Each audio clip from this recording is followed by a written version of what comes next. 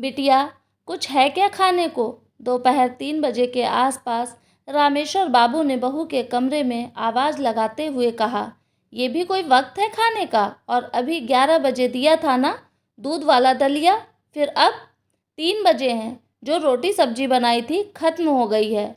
और आपको कोई काम तो है नहीं सिवाय खाना खाने के। रसोई है या कोई फैक्ट्री जो आपके लिए 24 घंटे चलती रहेगी? जाइए, शाम को देखेंगे, अभी मेरा फेवरेट सीरियल आ रहा है, कहते हुए बहू ने नज़रें फिर से टीवी पर टिका दी। रामेश्वर बाबू चुपचाप वहाँ से अपने कमरे की ओर बढ़ गए। ये सब कुछ वहाँ झाड़ू पोछा बर्तन का काम करने वाली सुधा देख रही थी। वह मन ही मन सोचने लगी कि कहने को इतना बड़ा बंगला है, बड़ी बड़ी गाड़ियाँ हैं, पैसा है, मगर इतने बड़े बंगले में पैसे होने के बावजूद दिल बहुत छोटा है इनका, जो अपने घर के पिता तुल्य ससुर जी की सेवा नहीं कर सकते। कम से कम उन्हें भूखे पेट तो मत रखो। काश अगर मेरे ससुर जी होते तो मैं पिता की भांति उनकी सेवा करती। काम करते करते अचानक उसे स्मरण हुआ, न जाने कितने फल और बादाम काजू डाइनिंग टेबल पर पड़े पड़े सड़ते रहते हैं और अधिकतर बासी होने पर फेंक दिए जाते हैं। घर के बच्चे उन्हें देखते तक नहीं, क्योंकि उन्हें फ्रेश चीज़ें खाने का शौक़ है। उस पर आजकल वो क्या कहते हैं, हाँ, जंक फूड। वह तो उन चीज़ों के शौकीन हैं। ये फल मेवे वह देखकर अनदेखा कर देते हैं। साहब मालकिन को जहाँ अपने काम और किटी पार्टी से फुर्सत नहीं है, तो वह क्या खाएंगे और क्या देखेंगे? बचे बेचारे बुजुर्ग दादाजी, तो उनका मुंह तो बिना दांतों की बस्ती है। उनकी दाल तो खिचड़ी दलिया से ही गल सकती है, तो वह क्या खाएंगे? फल मेवे।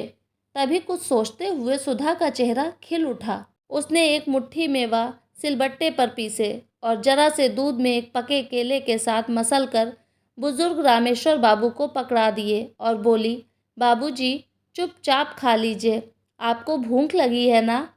अब प्यासे को थोड़ा सा पानी मिल जाए तो वो अमृत समान होता है।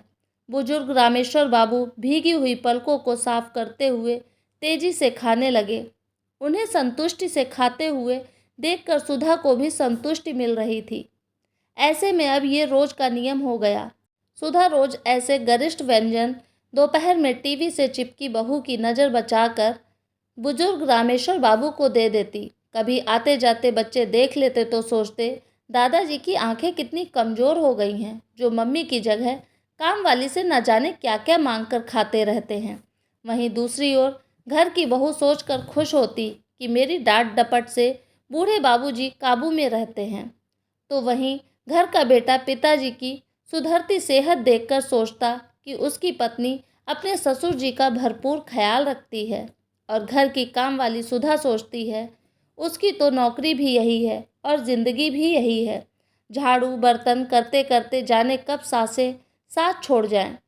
अपने ससुर जी की सेवा करने का सौभाग्य तो उसे मिला नहीं, तो क्यों ना यहाँ घर के बुजुर्ग की सेवा करके कुछ पुण्य भी कर ले। वहीं बुजुर्ग रामेश्वर बाबू सोचते कि अब सोचना समझना क्या है, दिन ही तो काटने हैं। भूखे रहकर मरने से अच्छा आखिर वक्त में जो सेवा और सम्मान दे रहा है ले लो।